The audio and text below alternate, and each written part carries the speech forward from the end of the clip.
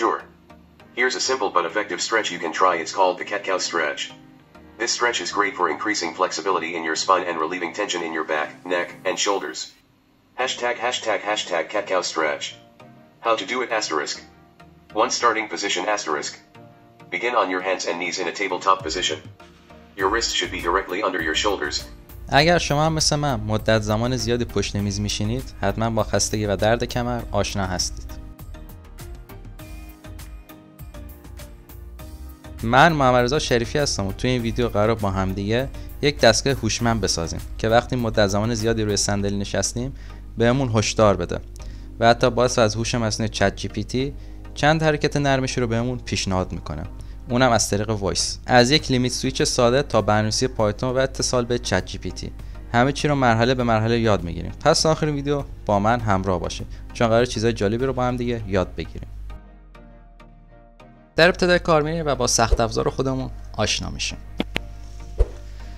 قسمت الکترونیکی پروژه ما عملا هیچ چیز پیچیده‌ای نداره. ما فقط یک لیمیت سویچ 3 پایه و ماژول ژیاو ESP32 C3 رو داریم، ساخته شرکت سید استودیو.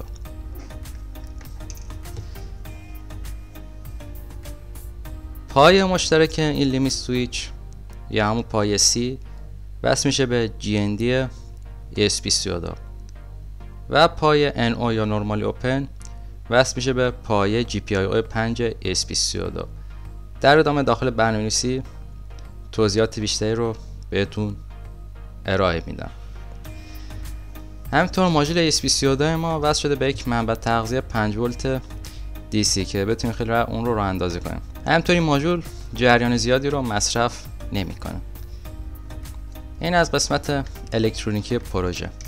در ادامه خواهیم دید که اگر ما این لیمیت سویچ رو برای یک مدت زمان مشخصی مثلا نیم ساعت یا 45 دقیقه نگه داریم، ما روی ویندوز یک نوتیفیکیشن دریافت کنیم که به ما میگه مدت زمان زیادی روی صندلی نشستیم. بعد از دریافت نوتیفیکیشن چت جی پی تی از طریق وایس به ما یه سری حرکات نرمشی رو پیشنهاد میده که بعد از بلند شدن از روی صندلی میتونیم این حرکات رو انجام بدیم. ما برای این پروژه میتونیم از هر مدل لیمیت سویچ که در دسترس داریم استفاده کنیم. این سخت افزار به گونه‌ای بر روی صندلی تعبیه بشه که وقتی ما روی صندلی نشستیم این لیمیت سویچ به حالت وصل بره و پایه نورمالی اوپن بسته بشه. بعد که پایه نورمالی اوپن بسته شد، برنامه ما که بر روی ESP32 آپلود شده شروع به شمارش میکنه. بر فرض مثال اگر ما 10 دقیقه، نیم ساعت، 45 یا 1 ساعت روی صندلی بودیم و تایمر برنامه ما این مدت زمان رو شمارش کرد، از طریق ارتباط وای فای یک آلارم برای برنامه پایتونی ما که روی ویندوز نوشته شده ارسال میشه و ما دیگه ادامه ماجرا رو میبینیم.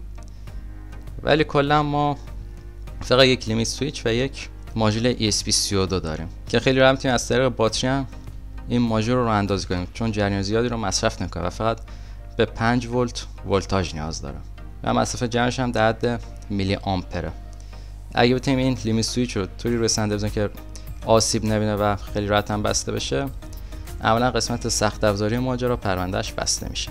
حالا میریم و راجع به برنامه‌نویسی صحبت میکنیم. ما در اینجا 2 تا برنامه داریم. یه برنامه که قرار روی ESP32 آپلود بشه و یک برنامه پایتونی که بر روی ویندوز اجرا میشه. ما برای برقراری ارتباط بین ماژول ESP32 و برنامه پایتونی از روش سوکت پروگرامینگ استفاده کردیم و اطلاعات بر بستر وای فای و شبکه از طریق ESP32 برای این برنامه پایتونی ارسال میشه. در ابتدای برنامه ما اومدیم اطلاعات شبکه مثل اسم وای فای، پسورد، آی پی آدرس کامپیوتر خودم که برنامه پایتونی داره روش اجرا میشه و همینطور یک پورت دلخواه رو انتخاب کردم. گفتیم که لیمیت سویچ هم وصل میشه به GPIO 5 ESP32. GPIO 5 به این پین وصل میشه. استارتینگ تایم هم در ابتدای کار 0 در نظر گرفتیم وقتی که لیمیت سویچ فشرده میشه، یعنی ما روی صندلی نشستیم و شروع میکنه به شمارش. به عنوان مثال اگه ما 10 دقیقه روی صندلی بشینیم، میزان شمارش که بر حسب میلی ثانیه است میشه 600,000 میلی ثانیه، ولی من برای تست اون رو روی 5 ثانیه یا 5000 میلی ثانیه گذاشتم. یه پارامتر هم داریم از نوع بولیان ایسیتینگ که در ابتدای کار فالس قرارش دادیم. باد ریت ارتباط سریال رو گذاشتیم روی 115200. پایه GPIO 5 از نوع اینپوت پولاب قرار دادیم. بعدش هم پارامترهای شبکه رو تنظیم کردیم. قبل از که وارد حلقه وید لوپ بشیم اومدیم یه تابع سند آلارم تعریف کردیم. این تابع سند آلارم میاد یک استرینگ رو برای ما بر بستر شبکه وای فای برای این برنامه پایتونی ارسال میکنه. حالا پیام در اینجا آلارمه. اگه این برنامه پایتونی استرینگ آلارم رو دریافت کرد میاد یک شرط رو اجرا میکنه که بعدا متوجه شیم این شروط چیه. این از تابع سند آلارم. در حلقه وید لوپ میایم ورودی پین دیجیتال 5 یا همون GPIO 5 رو میخونیم و داخل پارامتر سویچ استیت میریزیم. اگه لیمیت سویچ فشرده شده بود، یعنی ما روی صندلی نشسته بودیم، برنامه ما شروع میکنه به شمارش. حالا این به صورت سلیقه‌ای. برفرض اگه ما 10 دقیقه یا 600,000 میلی ثانیه روی صندلی نشستیم، تابع سند آلارم یک استرینگ برای برنامه پایتونی ما ارسال میکنه. در ادامه میبینیم که وقتی که ما از روی صندلی بلند میشیم و لیمیت سویچ ما به حالت ابتدایی خودش برمیگرده، اون موقع این برنامه دوباره از اول شروع کنه به شمارش. ولی اگر همواره ما بیشتر از اون مدت زمان مشخصی روی صندلی نشستیم، بازم این تابع سند آلارم استرینگ خودش رو برای برنامه پایتونی ارسال میکنه. این از برنامه‌ای که ما برای ESP32 نوشتیم. حالا میریم سراغ برنامه پایتونی خودمون. ما به 4 تا کتابخونه برای این برنامه پایتونی نیاز داریم. یکی کتابخونه سوکت برای بحث سوکت پروگرامینگ، یکی وینتن توست برای اینکه بتونیم باز از این کتابخونه یک نوتیفیکیشن داخل ویندوز نمایش بدیم، کتابخونه اوپن ای آی برای کار با API شرکت اوپن ای آی و چت جی پی تی، یکی هم کتابخونه پای تی تی اس که میاد یک متن رو برای ما به وایس تبدیل میکنه. اگر ویدیو قدیمی من رو ببینید بهتون یاد دادم که چطور از کتابخونه اوپن ای آی و چت جی پی تی در پایتون استفاده کنید و من دیگه در این ویدیو راجع به این موضوع صحبت نمی‌کنم.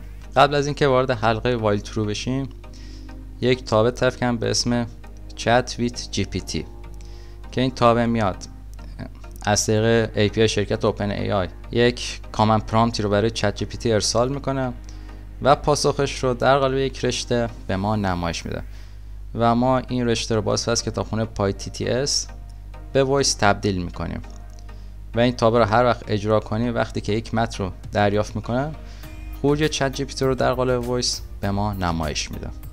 قبل از این تابع من اومدم پارامترهای شبکه رو تعریف کردم و یک شی از روی کتابخونه وینتن توست درست کردم. وقتی وارد حلقه وایل ترو میشیم، اگر من به مدت به عنوان مثال 10 دقیقه یا 45 دقیقه روی صندلی نشسته باشم و لیمیت سویچ من در حالت بسته قرار گرفته باشه، این برنامه که بر روی ESP32 ما هست میاد استرینگ آلارم رو برای این برنامه ارسال میکنه.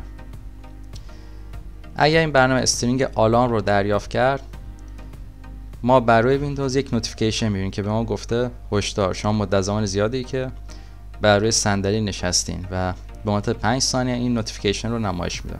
و بعدش هم ما یک پرامپتی رو برای چت جی پی تی ارسال میکنیم که بهش میگیم که یه حرکت نرمشی به ما پیشنهاد بده. وقتی که این پرامپت واسه چت جی پی تی ارسال شد، ما خروجی پیام چت جی پی تی رو از طریق این تابع دریافت کنیم، اونم از طریق وایس که به ما چند حرکت نرمشی رو به صورت وایس پیشنهاد میده. حالا میریم و به صورت عملی برنامه خودمون رو تست میکنیم. الان فرض رو برای این بگیریم که من بر روی صندلی نشستم. اگر من روی صندلی بشینم این لیمیت سویچ به حالت وصل میره. الان من برای تست مدت زمان نشستم بر روی صندلی رو 5 ثانیه قرارش دادم، ولی در عمل خب مدت زمان نشستن بیشتر نیم ساعت 45 دقیقه است. الان اگر من 5 ثانیه این لیمیت سویچ رو فشار بدم، یعنی 5 ثانیه روی صندلی نشسته باشم، این برنامه استرینگ آلارم رو برای برنامه پایتونی ما ارسال میکنه. میام و برنامه پایتونی خودم رو ران میکنم. run python file.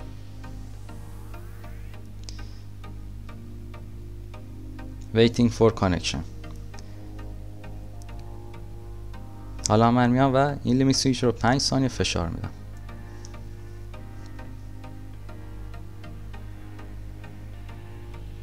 استرینگ آلارم دریافت شد.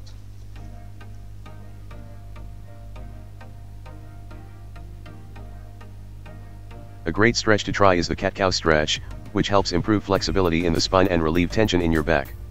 Here's how to do الان it. چت جی پی تی در حال 1. حاضر Start on داره all سه fours. حرکت نرمشی Position به ما yourself on your پیشنهاد hands میده. and knees. Your wrists should be directly under your shoulders, and your knees should be under your hips. 2. Cat pose. Inhale deeply as you arch your back, tucking your chin to your chest and rounding your spine towards the ceiling. This is the cat position. 3. Cow pose. Exhale as you lower your belly towards the floor.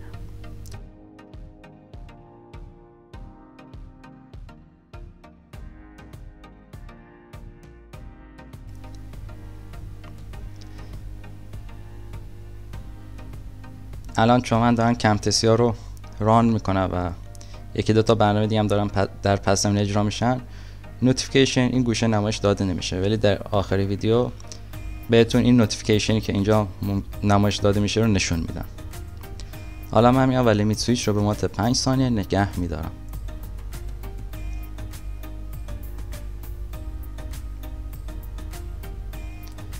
استرینگ آلارم دریافت شد. الان چت جی پی تی به ما یک سری حرکات نرمشی رو پیشنهاد میده. Sure. Here's a simple and effective stretch you can try. Cat-cow stretch, great for spine flexibility. 1. Start position. Begin on your hands and knees in a tabletop position. Your wrists should be aligned under your shoulders, and your knees should be under your hips. 2. Cat pose. Exhale as you round your back towards the ceiling, tucking your chin to your chest. Engage your core and let your head drop. Hold this position for a few seconds. 3. Cow pose. Inhale as you arch your back, allowing your belly to drop towards the floor.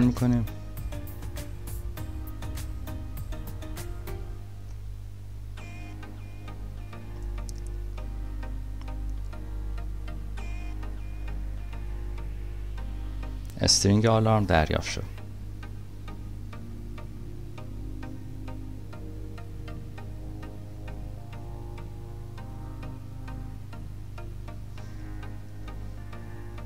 A great stretch you can try is the cat-cow stretch, which helps to improve flexibility in your spine and relieve tension in your back.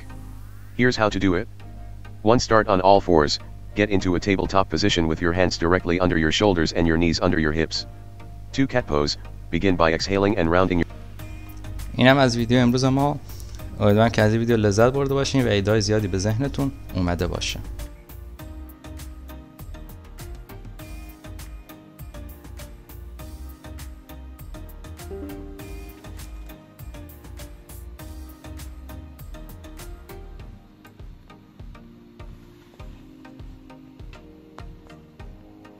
Sure.